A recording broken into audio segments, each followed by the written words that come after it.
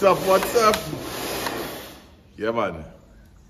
So we here and we pressure washing in preparation for Lyndon to come back. Yeah, man. Yes. Sarah, you know, this week we did something called the pleasure of doing good. And it so happened that I see on your cap, it's written, do good. You serious? Yeah. All right. Yeah, we did something about, you know, the joy, the satisfaction people get of doing good for others. Right. What is your take on doing good, boy? Well, first, let me do the good thing to see that this cap was given to me by Anne Brown, right?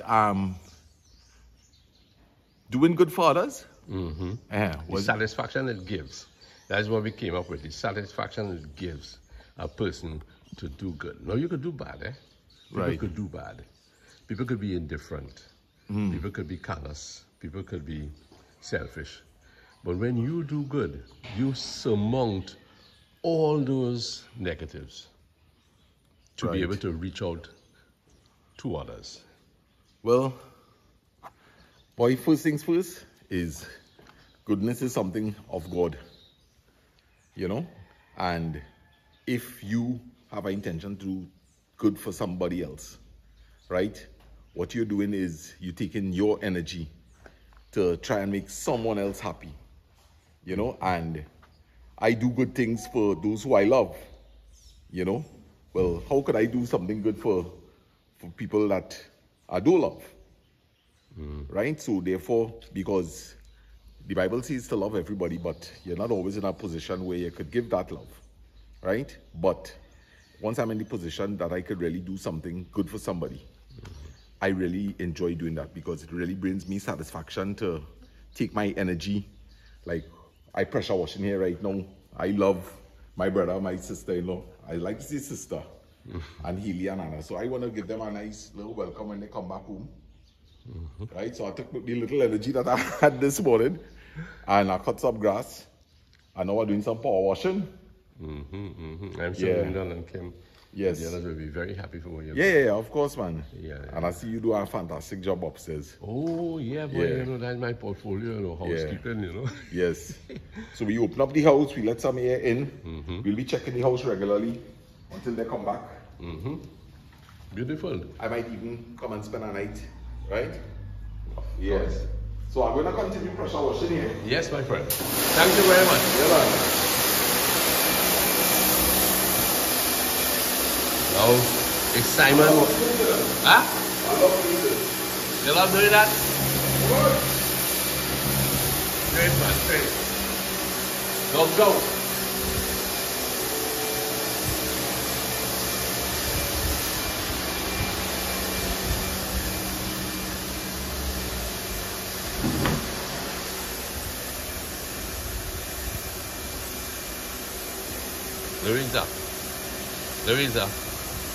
Louisa, be careful. Coral snake loves this kind of environment. I know that. Huh? I know that. But I pull into the stuff. I like putting my hands in. These trees have grown, have I? Wow.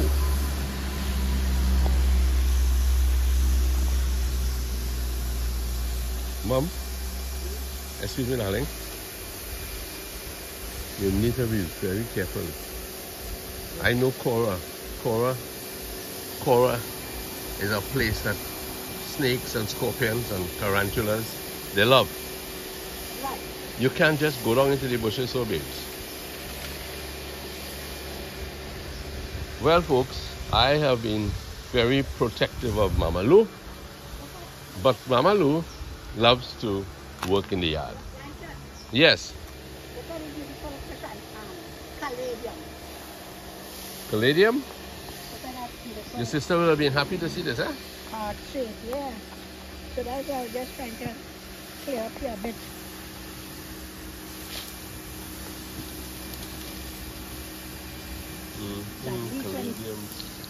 At least when they come, you could see the beautiful plant. Yes, ma'am. But they need to pass a water through here. You know? Yeah, but I think before they come back,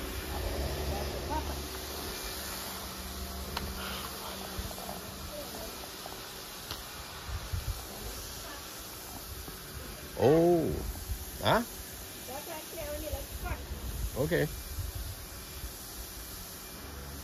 My friend Peter he lives across there. You can see the house across there.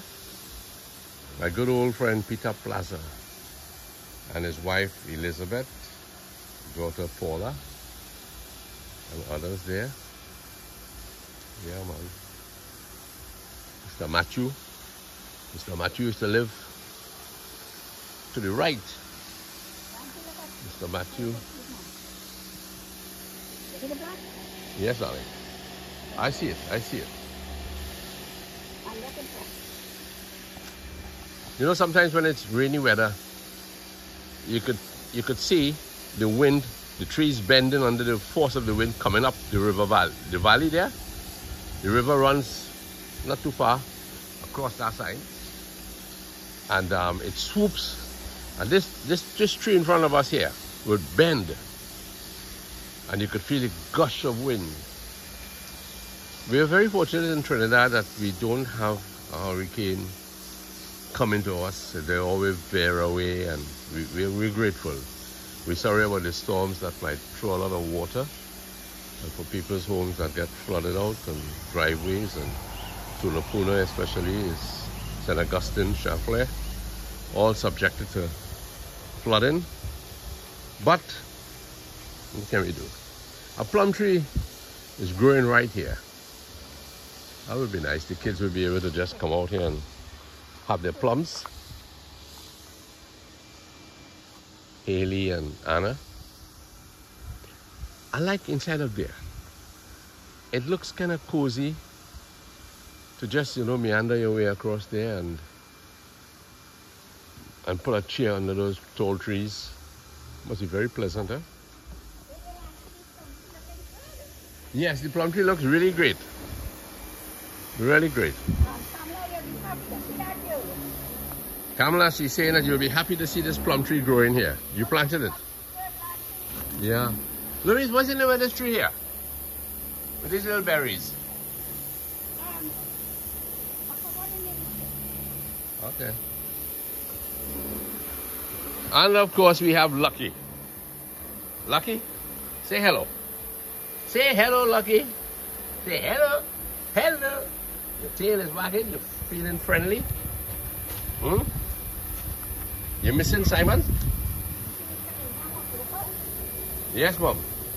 Just be careful.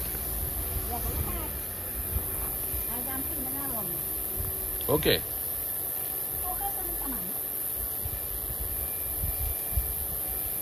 Long time somebody must have seen a beautiful caladium like this. Caladium, huh? Sylvia used to jump on the car, man. My sister will go and run into the bushes. And you husband at the top. And yeah. Dig out the plants for her. That's right. Dig it out. I am not asking Nancy to dig out plants for me. No. I just want him to let me clean around it. Okay, Mama Lucia, get your exercise. I'm taking a walk to the back loop. I'll come in. Mama, here what? Meet me in the back there. No, I don't have the bag. I don't know where you left it. Where did you? Just get it, please, darling. Okay. Come on, fellas. Okay. Huh? Oh, okay, Mama. Meet me in the back, right?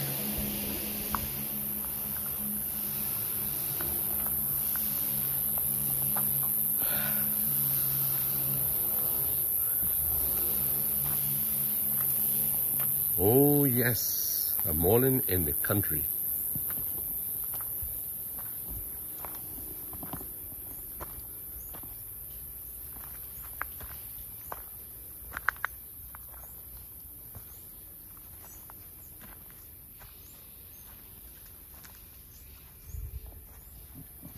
Go boy. What's the action? Everything cool? Morning, morning. Yeah, man, cut up.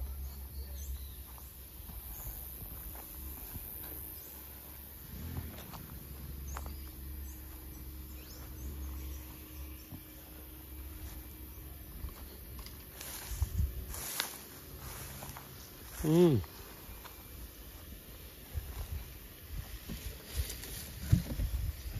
Oh yes, Cavalli.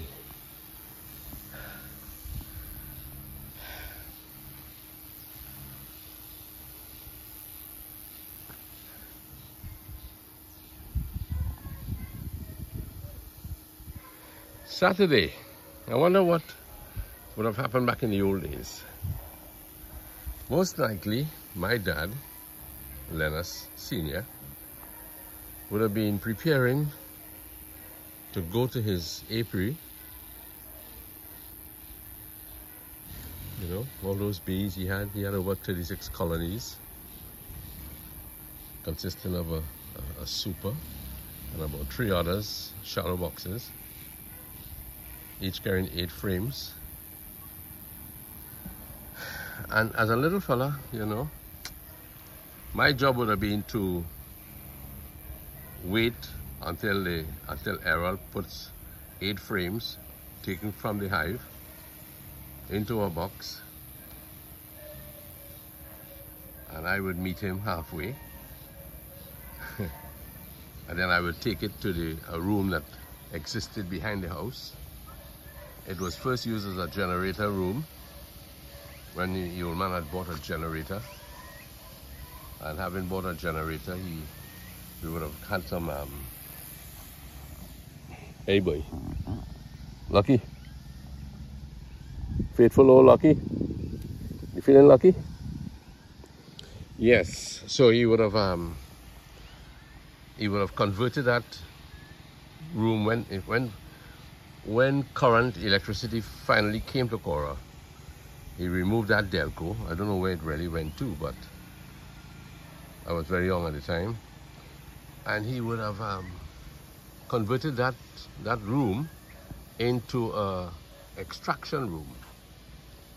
And there was a big, you know, like something like a barrel shaped, and they had 2 baskets in it that held 2 frames each. And then you turn it, and the circular motion expel the honey gathering in the drum. And then the light frames were placed in a box again, put aside for returning to the hive. So my job during the day would be, it's not a job that I really relished, because it involved a lot of bees and it involved a lot of stings if you're not careful. So I would have on my cap, and over my cap I would put a towel because I didn't have a veil like the old man did and Errol did. I will just cloak up myself in a long sleeve shirt and make sure the cuffs were well tight, that nothing would happen. And there I would be waiting to receive these boxes with frames that were to be used in the evening time. Of course, the old man will have his, what we call the smoker, and he would use bits of cardboard because that threw a lot of smoke and it also burnt slowly. So you needed that, and you puff it, and then he would prepare himself. He used to go to the bees with a short sleeve shirt. His veil was always never tied at the neck. It was always loose. And I was amazed to see my dad really,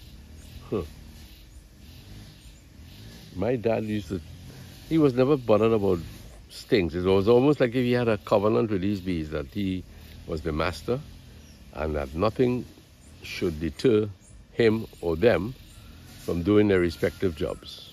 He was taken out, they were putting out stings, and he was the least troubled.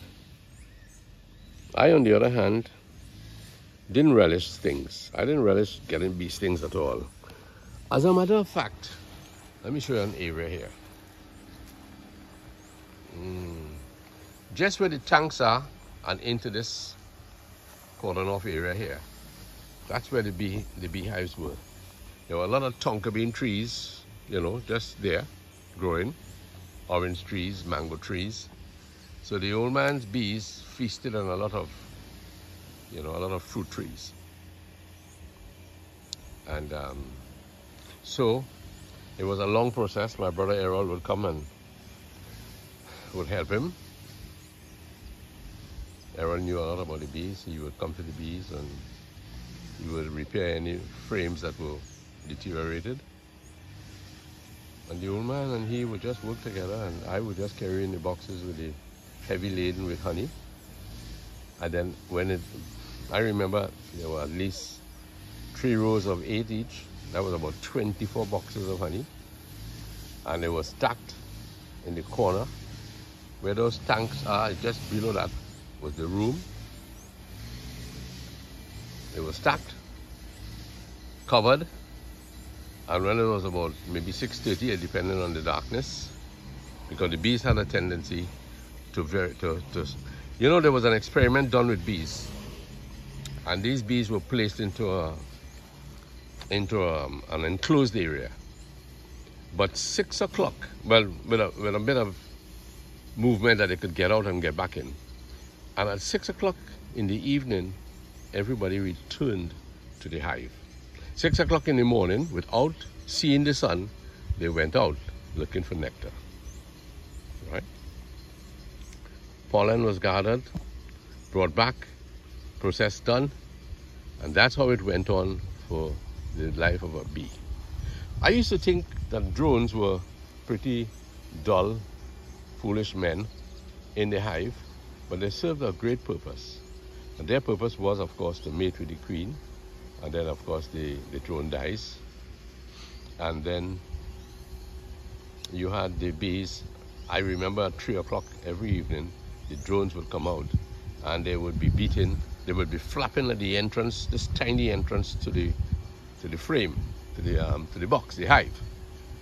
And I was told that the purpose of that was they formed what you call an air-conditioned duct through their flapping of their wings. And it cooled the larvae. So I never really got far into the scientific side of the bees, but I knew what a good sting felt like. The old man, I don't think he ever suffered arthritis, because they say bee stings.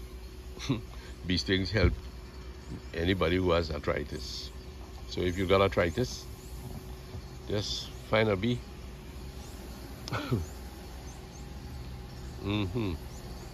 So then my brother Lennox would come up, and Lennox would come up here, and he would be the man. He would be the man behind. He would be the man behind the cutting of the frame. You remove. There's a drum like to gather with the comb. You slice off the surface area of the comb so that the honey could flow out. And that is what gave us our evening task. The old man used to wait until the next morning at one time to put those empty frames back onto the hive. But something must have hit him in the head and say, okay, this is how you should do it, old man. And he started putting those frames, the empty boxes, back on the hive during the night. And that really helped, because the next morning there would be some bees, but not to the extent as if we had waited to put those frames back in the morning light. So the old man, he did a wonderful job of understanding that was a clever thing to do. Of course, he passed on, and of course the bees changed hands along the way. And now my nephew, he looks after that. But Caura has a lot of good history. A lot of good things happen up here. Good things happen here. You know, it's nice to know that that one day here might be populated with family. That would be a good thing. That really would be a good thing. The area would be one of family, or maybe strangers, I don't know. But should it be so, that's good. So friends, this is the end of this little video here. It's getting pretty hot. I see Lisa's sour trees beginning to look good. So thanks, my friends, for staying on the trip. We got a lot of work to do when the nun gets back, but I hope to be here with him when it does. It's kind of hard to work alone on the land, so I hope that we will be here together next week, God willing. Put this place back in shape. Thanks again and all the best.